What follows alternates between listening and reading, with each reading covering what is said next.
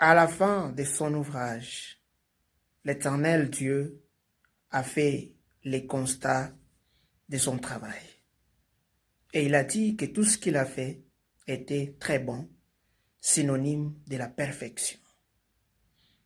Il a vérifié minutieusement son travail et a trouvé qu'il n'y avait pas de reproches, il n'y avait pas de failles, tout était parfait.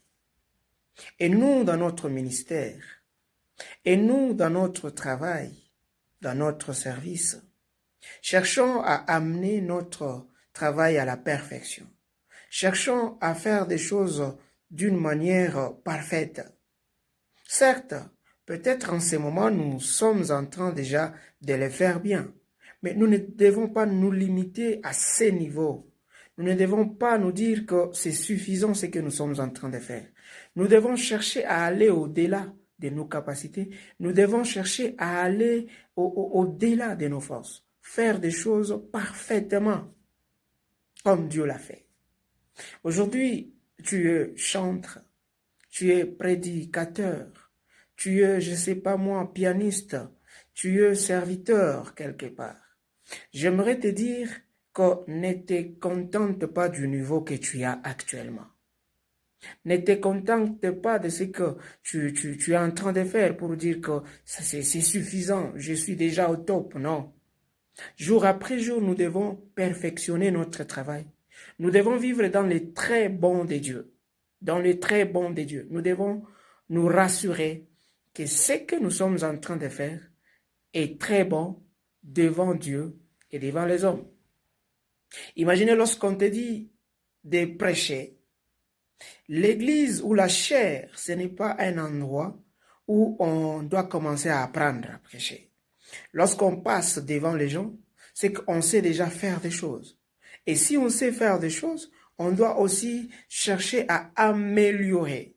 Chaque fois que tu travailles, il est temps de vérifier ce que tu es en train de faire. Est-ce que je l'ai fait bien ou il y a eu des choses que je dois améliorer dans l'avenir? Certes, il y a au moins une ou deux choses que tu peux améliorer dans ce que tu es en train de faire.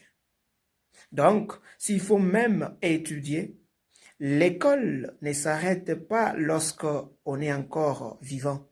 Tant qu'on vit, on doit toujours apprendre quelque chose. Cela veut dire que si tu es aussi chantre, si tu es pianiste, ce que tu fais, c'est déjà bien, mais va au-delà. Dépasse-toi. Regarde ce que font les autres. Ça peut aussi t'aider à améliorer ton travail. Avec Dieu, nous ne devons pas rester statiques. Nous ne devons pas rester comme de l'eau qui stagne. Nous devons plutôt aller au-delà. Fais bien ton travail. Fais-le très bien. Fais très bien ton travail. Dès que tu passes devant les gens, que les gens comprennent qu'ici, il y a un serviteur de Dieu. Dès que tu passes pour chanter, les gens comprennent qu'ici, il y a un chantre. Ne viens pas devant les gens pour commencer à tâtonner dans les chants. Ne viens pas devant les gens pour commencer à tâtonner dans la prédication. Ne viens pas devant les gens pour commencer à tâtonner dans la lecture de la Bible. Lorsqu'on te donne à lire la Bible, il faut que tu fasses une lecture parfaite. Lorsqu'on te donne de chanter, il faut que tu chantes parfaitement. Et lorsqu'on te dit de prêcher, il faut que tu le fasses parfaitement. Cherchons la perfection. Notre Dieu est parfait. Et la Bible dit que Dieu a besoin des vrais adorateurs. La Bible n'a pas dit que Dieu a seulement besoin des adorateurs, mais il a besoin des vrais adorateurs. Qui est celui qui est appelé vrai adorateur? Ce n'est pas seulement celui qui adore Dieu bien spirituellement, mais c'est aussi quelqu'un qui maîtrise l'art de l'adoration. C'est aussi quelqu'un qui connaît toutes les instructions ou toutes les règles par rapport au ministère, par rapport au service qu'il est en train de faire. Alors, pour aujourd'hui, chers tous, cherchons la perfection dans ce que nous sommes en train de faire.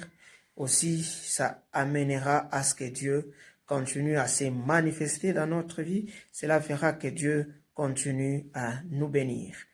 Ne t'arrête pas, continue à percer, fais pas les choses moyennes, fais pas les choses bien, mais faites-les très bien.